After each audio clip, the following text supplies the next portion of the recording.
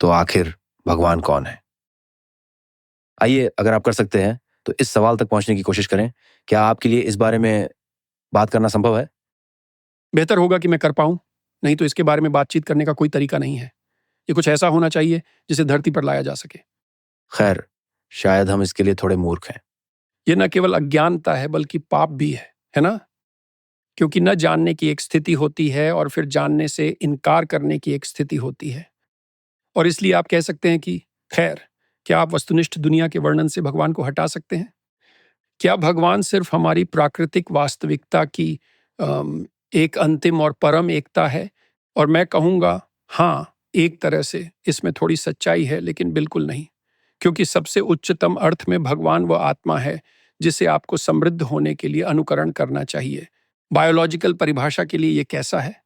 Spirit एक pattern है, वह भावना जिसे आपको उन्नति करने के लिए अपनाना चाहिए। तो यह एक प्रकार से, एक अर्थ में जब हम कहते हैं मानव आत्मा, तो ये वही है।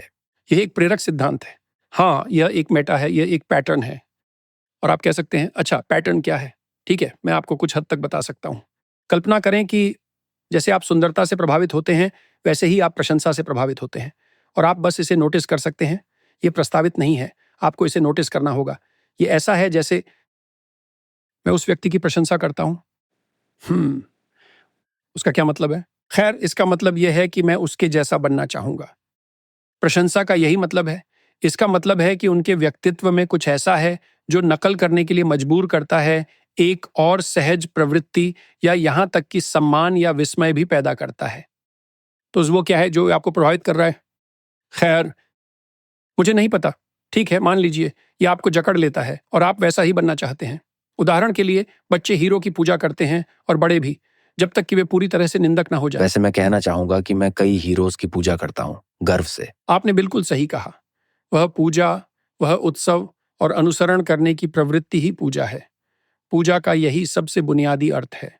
अब कल्पना करें कि आपने सभी प्रशंसनीय लोगों के समूह को लिया और आपने एआई लर्निंग के माध्यम से उनमें से उन केंद्रीय विशेषताओं को निकाल लिया जो प्रशंसनीय हैं, और फिर आपने इसे बार बार तब तक किया जब तक आपने इसे सबसे प्रशंसनीय रूप में शुद्ध नहीं किया।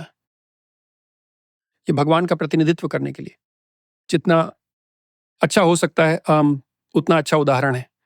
और आप कह सकते हैं मैं उस पर विश्वास नहीं करता। अच्छा, तो फिर आपका क्या मतलब है? हाँ, बिल्कुल। ये कोई प्रस्तावात्मक तथ्यों का सेट नहीं है। ये ऑब्जेक्टिव वर्ल्ड की संरचना के बारे में कोई साइंटिफिक थ्योरी नहीं है। और मैं इसके बारे में कुछ कह सकता हूं क्योंकि मैं इस बारे में बहुत सोच रहा हूं, खासकर जब से मैंने रिचर्ड डॉकिंस से बात की है। ये ऐसा है, ठीक है। पोस्ट मॉडर्निस्ट प्रकार, यानी डेरिडा और फॉकल्ट या शायद नीत्शे से भी पहले के हैं, जिनका मैं बहुत बड़ा प्रशंसक हूं। वह कहते हैं कि भगवान मर चुके हैं। क्या ये ठीक है? लेकिन नीत्शे ने कहा कि भगवान मर चुके हैं और हमने उन्हें मार दिया है और हम ये पाप धो नहीं सकते। तो ये नीत्शे था, वो कोई मूर्ख नहीं है। उसके पास शब्दों का जादू है। हाँ, ये सच है। तो फिर आप सोचते हैं कि ठीक है, लगता है हमने दिव्यता का अंत कर दिया। तो इससे विज्ञान के लिए क्या मतलब निकलता है? खैर, यह इसे मुक्त कर देता है, क्योंकि एक देवता के बारे में सभी बकवास सिर्फ मूर्ख अंधविश्वास है जो वैज्ञानिक प्रक्रिया को आगे बढ़ने से रोकता है। वो मूल रूप से नया नास्तिक दावा या उसके जैसा कुछ है। ये ऐसा है जैसे, एक सेकंड, अगर आप वैज्ञानिक हैं तो क्या आप पारलौकिकता में विश्वास करते हैं? और उत्तर है, आप न सिर्फ इसमें विश्वास करते हैं, बल्कि आप दूसरी किसी भी चीज से ज्यादा इसमें विश्वास करते हैं। क्योंकि अगर आप एक साइंटिस्ट हैं तो आप अपनी थ्योरी से ज्यादा उन चीजों में विश्वास करते हैं जो आपकी थ्योरी का विरोध करती हैं। अब हमें इस पर बहुत सावधानी से सोचना होगा। तो आपकी थ्योरी दुनिया का वर्णन करती है, और जहां तक आपका सवाल है, दुनिया का आपका वर्णन दुनिया ही है। लेकिन चूंकि आप एक साइंटिस्ट हैं, आप सोचते हैं, ओके, भले ही मैं यह मानता हूं कि दुनिया का मेरा वर्णन यही है, लेकिन मेरे विश्वास से परे भी कुछ है, और वो है एक वस्तु। इसलिए मैं मेरी थ्योरी को वस्तु के खिलाफ फेंक कर देखूंगा कि यह कहां टूटेगी, और फिर मैं अपनी थ्योरी को पुनर्जीवित करने के लिए नई जानकारी के रूप में एविडेंस ऑफ ब्रेक का इस्तेमाल करूंगा। तो एक वैज्ञानिक के रूप में आपको किसी भी प्रकार की प्रगति करने से पहले अस्तित्व के मूलभूत तत्व की धारणा को प्रस्तुत करना होगा। लेकिन इससे भी अधिक, आपको यह भी मानना होगा कि पारलौकिक के साथ संपर्क, भले ही यह कितना भी परेशानी भरा क्यों ना हो, लेकिन वास्तव में यही आपको आजाद करेगा। और तब आप इस प्रस्ताव को स्वीकार करते हैं कि एक पारलौकिक वास्तविकता वाकई में मौजूद है। और उस परम वास्तविकता के साथ संपर्क मौलिक अर्थों में उद्धार करता है, क्योंकि अगर ऐसा नहीं होता तो आप उससे संपर्क करने की जहमत क्यों उठाते? आप या तो सब कुछ बुरा या अच्छा करने वाले हैं। एक वैज्ञानिक के रूप में अलौकिक से संपर्क करना आपको स्वतंत्र क्यों करता है? क्योंकि आप ये मानते हैं। मेरा मतलब है कि ये सबसे बुनियादी अर्थों में स्वतंत्रता देता है। ये ऐसा है जैसे जरूरतों से छुटकारा, बीमारी से छुटकारा, अज्ञानता से छुटकारा, है ना? ये आपको सूचित करता है। तो लोगों ये एक तरह का विज्ञान है? यह निश्चित रूप से वही है। हाँ, ये दिशा है। चलो मानते हैं कि विज्ञान की दिशा एक कथानक दिशा है, ये कोई वैज्ञानिक दिशा नहीं है। और फिर सवाल यह उठता है कि कथानक क्या है? खैर, यह पारलौकिक वास्तविकता दिखाता है। यह कहता है कि पारलौकिक वास्तविकता सुधारात्मक है और हमारे ज्ञान की संरचना को विनम्रता के साथ देखा जाना चाहिए। यह दृष्टिकोण प्रस्तुत करता है कि आपको ट्रांसेंडेंट प्रमाण के सामने झुक जाना चाहिए और आपको एक प्रतिज्ञा लेनी होगी। आप इसे एक वैज्ञानिक के रूप में जानते हैं। अगर आप एक साइंटिस्ट बनना चाहते हैं तो आपको उस रास्ते पर चलना होगा। यह सच्चाई की तरह है और इसका मतलब है कि आप सच्चाई को एक रिडेम्पटिव शक्ति के रूप में मानते हैं। तो रिडेम्पटिव का क्या मतलब है? खैर, हमें विज्ञान की चिंता क्यों है? ताकि लोग भूखे ना रहें, लोग अधिक प्रभावी तरीके से जीवन को और बेहतर बना सके, है ना? तो यह सब एक अंतर्निहित नैतिकता में समाया हुआ है। तो मैं ये इसलिए कह रहा था, खैर, हम ईश्वर में विश्वास के बारे में बात कर रहे थे। ये एक बहुत ही जटिल विषय है ना? आप एक पारलौकिक वास्तविकता में विश्वास करते हैं। तो मान लीजिए कि अभी आपने जो प्राकृतिक पक्ष पर तर्क दिया, मैंने उसे मान लिया। आप कहते हैं, हाँ, वो तो बस प्रकृति है, वो भगवान नहीं है। फिर मैं कहूंगा, अच्छा, क्या आप जानते हैं कि प्रकृति क्या है? देखिए, इस तर्क के साथ सबसे बड़ी समस्या यह है कि यह पहले से ही प्रकृति की संरचना के बारे में एक रिडक्शनिस्ट मटीरियलिस्ट ऑब्जेक्टिव व्यू को मानता है। लेकिन अगर आप एक वैज्ञानिक हैं तो आप सोचेंगे कि आखिरी विश्लेषण में मुझे नहीं पता कि प्रकृति क्या है। मैं निश्चित रूप से इसकी उत्पत्ति या मंजिल को नहीं जानता। मैं इसके उद्देश्य को नहीं जानता। मैं वास्तव में प्रकृति के बारे में अज्ञानी हूं।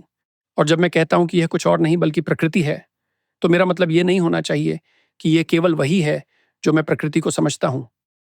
तो मैं कह सकता हूं, क्या हमारे पास कॉग्निटिव प्रोसेसेस का पूरी तरह से रिडक्शनिस्ट विवरण होगा? और इसका जवाब हाँ है।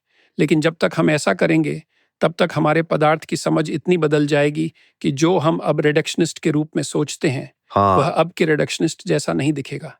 पदार्थ मरा नहीं है। धूल, मुझे नहीं पता कि यह क्या है। मुझे नहीं पता कि यह क्या है। यह पदार्थ ही है जो मायने रखता है। यह एक परिभाषा है। यह एक बहुत ही अजीब परिभाषा है, लेकिन जो धारणा हमारे पास है कि अगर आप एक रिडक्शनिस्ट, मटेरियलिस्ट रिडक्शनिस्ट हैं, तो आप जो है उसकी कॉम्प्लेक्सिटी को पदार्थ की प्रकृति के बारे में अपने धारणाओं तक घटा सकते हैं। ये कोई वैज्ञानिक प्रस्ताव नहीं है। आपकी इस सदी की, इस सप्ताह की विशेष सीमित मानवीय धारणाएं, तो किसी अर्थ में यदि ईश्वर नहीं है, इस जटिल और व्यापक परिभाषा में जिसके बारे में हम बात कर रहे हैं, ये सच है कि विनम्रता कहीं खो गई है, या ये पर्याप्त नहीं है, या विज्ञान व्यक्तिगत मानव से कहीं अधिक शक्तिशाली किसी चीज के बिना विनम्रता से दूर जाने की बहुत बड़ी गलती कर सकता है। हाँ, तो फिर हम जानते हैं कि फ्रैंकेनस्टीन की कहानी तुरंत उसी से निकलती है और यह वर्तमान समय के लिए एक अच्छी कहानी है। ये कुछ ऐसी है जैसे आप एक नई जिंदगी बनाने के साथ खेल रहे हैं। बेहतर होगा कि आप अपने तीरों को ऊपर की ओर पॉइंट करके रखें। और ये वाकई दिलचस्प बात है, क्योंकि आपने कहा कि विज्ञान में एक नैतिकता होती है। तो विज्ञान एक बड़ा शब्द है और इसमें कई विषय शामिल होते हैं जिनकी अलग अलग शाखाएं होती हैं। मेरा मतलब बायोलॉजी, केमिस्ट्री, जेनेटिक्स, फिजिक्स, वे बहुत अलग समुदाय हैं। और मुझे लगता है कि बायोलॉजी, विशेष रूप से जब आप मेडिसिन और मानव शरीर की बात करें, तो ये वाकई बहुत गंभीर है। इसका नाजी जर्मनी के साथ एक इतिहास है जहां बहुत दुर्व्यवहार किया गया था, लेकिन इतिहास में वे इसे सीरियसली लेते थे। जिस चीज को वे सीरियसली नहीं लेते थे वह है रोबोटिक्स और आर्टिफिशियल इंटेलिजेंस, जो वास्तव में दिलचस्प है। क्योंकि आपने अभी अभी मुझे साइंटिस्ट कहा था और मैं गर्व से ये लेबल पहनना चाहूंगा, लेकिन अक्सर लोग कंप्यूटर साइंस को विज्ञान नहीं मानते। लेकिन फिर भी मेरा मानना है कि यह 21वीं सदी के एक प्रमुख साइंटिफिक फील्ड्स का विज्ञान होगा और आपको इसे बहुत सीरियसली लेना चाहिए। अक्सर देखा गया है कि जब लोग रोबोट या एआई सिस्टम बनाते हैं तो वे उन्हें खेलने के लिए खिलौने मानते हैं। ओह, देखो ये कितना कूल है और मैं भी इसे महसूस करता हूँ, ये कमाल का है ना? लेकिन अगर हम एक निश्चित क्षण को देखें तो क्या परमाणु विस्फोट भी कमाल का नहीं है? हाँ, ये सचमुच है। या बर्थ कंट्रोल पिल भी कूल है, या हम ट्रांजिस्टर को भी कूल कह सकते हैं। वैसे तुम्हारी बात भी सही है, और यह कुछ हद तक एक अजीब समस्या हो सकती है। जैसे रोबोटिक्स इंजीनियर, वे चीजें बनाने वाले लोग हैं, राइट? मेरा मतलब है, जो बड़े क्लासेस का इंटरेस्ट है वह चीजें वर्सेस लोग हैं। मेरे कुछ अच्छे दोस्त चीजों में इंटरेस्टेड हैं। हाँ, सही है। और मुझे लगता है कि कुछ लोग बहुत बहुत क्लियर और लॉजिकल सोच रखते हैं, और वे सभी लोग बहुत रिजल्ट ओरिएंटेड और बहुत प्रैक्टिकल हैं, और यह बिल्कुल ठीक है। लोग मशीनरी बनाते हैं और उसे चलाते रहते हैं, लेकिन समीकरण का एक मानव पक्ष होता है, और आप चरम स्थिति में लोगों को देखते हैं और सोचते हैं, यहाँ के इंसानों के लिए क्या हो रहा है। और जब हम इसके बारे में बात कर रहे हैं, हम एक नैतिकता में निहित एक टेक्नोलॉजिकल एंटरप्राइज की आवश्यकता के बारे में बात कर रहे हैं, और आप इसे ज्यादातर समय की तरह अनदेखा कर सकते हैं, है ना? आप अपनी खिलौनों के साथ खेलते समय समग्र नैतिकता की कुछ हद तक उपेक्षा कर सकते हैं, लेकिन जब आप एक एआई बना रहे हैं तब सोचते हैं, खैर, ये कोई खिलौना नहीं है। हो सकता है। खिलौना जल्दी ही राक्षस बन जाता है। हाँ, बिल्कुल सही कहा। और ये एक नए तरह का राक्षस है, और शायद ये पहले से ही यहां मौजूद है। हाँ, और आपने देखा होगा कि उनमें से कितनी चीजें अब आप बंद नहीं कर सकते। तुम इंजीनियरों के साथ हो क्या रहा है? तुम चीजों में स्विच ऑफ करने की क्षमता क्यों नहीं डाल रहे हो? जैसे मुझे इसे बंद करने के लिए 5 सेकंड तक होल्ड करना होगा, या तो मुझे समझ नहीं आता, मैं बस इसे बंद करना चाहता हूं, बस बंद हो जाओ। खैर, आप इंसानों को क्या हो गया है कि आप दूसरे इंसानों को बंद करने का स्विच नहीं लगाते? क्योंकि जिस चीज पर आप ध्यान देते हैं उसमें एक जादू होता है, और उसे बंद करना आपके लिए और शायद एक दिन उस चीज के लिए भी दर्दनाक होगा। इसलिए एक इंजीनियर को चीजों में ऑफ स्विच जोड़ते समय बहुत सावधान रहना होगा। मुझे लगता है ऑफ स्विच एक बग नहीं बल्कि एक फीचर है। ये हम इंसानों और अस्तित्व की प्रणालियों को एक डेडलाइन देता है। आप ऐसा भी कह सकते हैं कि मौत ही वह चीज है जो जीवन में स्पष्टता लाती है। और मुझे लगता है इसलिए जलती हुई तलवारें। जलती हुई तलवार, मुझे आपका झाड़ी के साथ आग का दृष्टिकोण पसंद है, और शायद एक परिवर्तन के रूप में तलवार, यह भी एक परिवर्तन है जो प्रक्रिया में चीज को थोड़ा खा जाता है। खैर, ये इस बात पर निर्भर करता है कि चीज कितनी बेकार है। यही कारण है कि आप आर्क ऑफ कोवेनेंट को छू नहीं सकते, और यही कारण है कि लोग बहुत बुरे साइकेडेलिक अनुभव करते हैं। अगर आप 95% एक मृत लकड़ी हैं और आप आग के बहुत करीब आते हैं, तो जो 5% बचा है वह इसको सह नहीं पाएगा। तो आपको ये सब बेकार लगता है, लेकिन मेरे हिसाब से विनाश का कुछ पहलू है जो, यानी आप जानते हैं पुरानी बुकाउस की लाइन, जो पसंद हो वो करो, चाहे वो तुम्हें खत्म कर दे।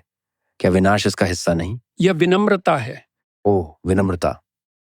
बिल्कुल, बिल्कुल, ये ऐसा है। मुझे न्याय दो, मुझे न्याय दो, क्योंकि शायद आप इससे पूरी तरह से मरने के बजाय थोड़े से मर सकते हैं। मुझे लगता है कि यह शायद अल्फ्रेड नॉर्थ व्हाइटहेड ने कहा है, खुद मरने के बजाय अपने आइडियाज को मरने दे। राइट? हम इन आंशिक व्यक्तित्वों को रख सकते हैं जिन्हें हम मार सकते हैं, और इससे पहले कि वे अत्याचारी फिरौन बन जाएं और हम सब कुछ खो दें, हम उन्हें जाने दे सकते हैं। और इसलिए हाँ, यह मृत्यु की एक आदर्श बाइट के बारे में है, और कौन जानता है कि इसका अनुकूलन करना क्या होगा। क्या यह संभव है कि अगर आप हर समय पर्याप्त रूप से मरते रहें तो आप जीना जारी रख सकते हैं?